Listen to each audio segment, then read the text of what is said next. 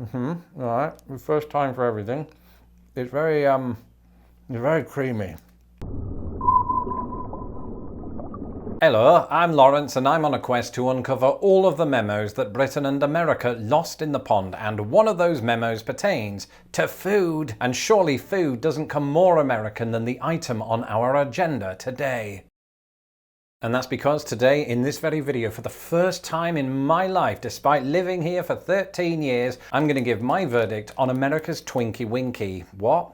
It's just a Twinkie. I was getting confused with a Teletubby, which ironically I have eaten. But what is a Twinkie? Well, like many American things that I talk about on this channel, I first became aware of Twinkies through films from the 80s. But unlike a lot of the American things that I talk about on my channel, the Twinkie has the distinction, or should I say, the detwinction, no, of not actually being American. Okay, back up, I admit that is a bold-faced lie to the extent that they were in fact invented right here in the state of Illinois. However, the fact remains that their creator and supreme overlord, James Alexander Dewar, or is it Dewar?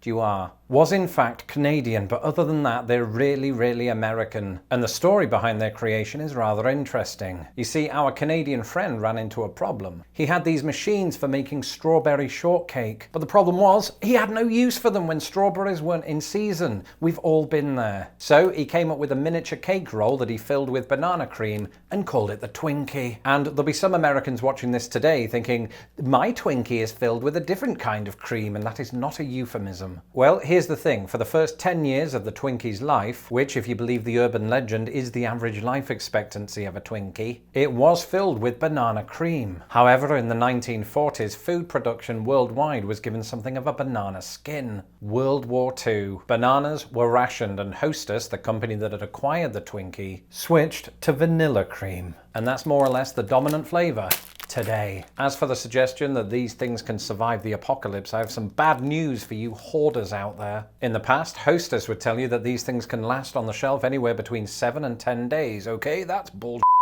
In reality, with the addition of those lovely preservatives, it probably has a shelf life of about a month and a half. And as it happens, I've lived in the United States for about 100 month and a halves. So you're probably thinking, Lawrence, how have you never had a Twinkie? And the answer is simple. Until this week, I didn't realize they still sold them. You see, I have a memory of them being pulled from the shelves about 9 years ago amid the bankruptcy of Hostess. In 2012, clearly because we lived in much simpler times, this was a huge news story. What was evidently less of a huge story was the fact that the Twinkie and other Hostess brands were purchased by another company and returned to American shelves the next year. And somewhere along the line, though I can't determine whether this was before or after I left, Twinkies are even sold in the UK under the Hostess branding. Anyway, the moment has now arrived that we've all been waiting for. Can America survive my verdict the same way that this doesn't survive the apocalypse? It's time to find out. It's gonna break if I do that again. Okay, first things first, we must undo the Twinkie. It's a little bit like an unboxing video, just an anticlimactic one. Okay, I've got it nice and peeled back. Don't comment, you dirty little... My mum is watching this. Can I get a knife and fork?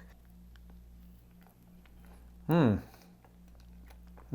right, first time for everything.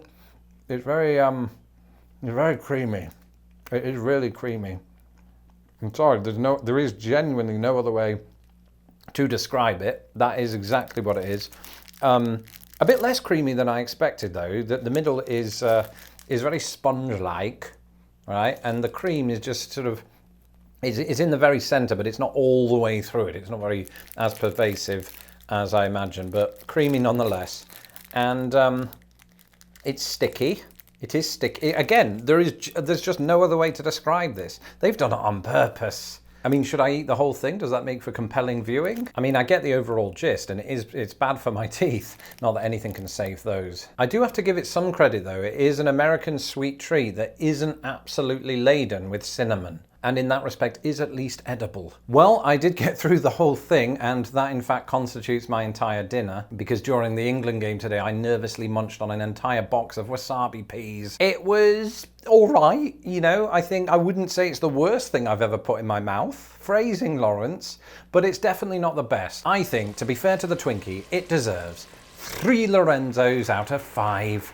which is always a good score because it means that Twinkie fanboys and detractors can fight in the comments. That's it for this episode. Let me know in the comments below your favourite Twinkie memory, if you have one. I'm Lawrence Brown. Don't forget to follow me on Twitter at LostInThePondUS, and be sure to subscribe to my channel so that my videos don't get lost in the pond. A Twinkie shelf life size shout out to my patrons who make these videos possible. If you would like to become a patron of Lost in the Pond, you can do so at patreon.com/lostinthepond. Until the next video, goodbye.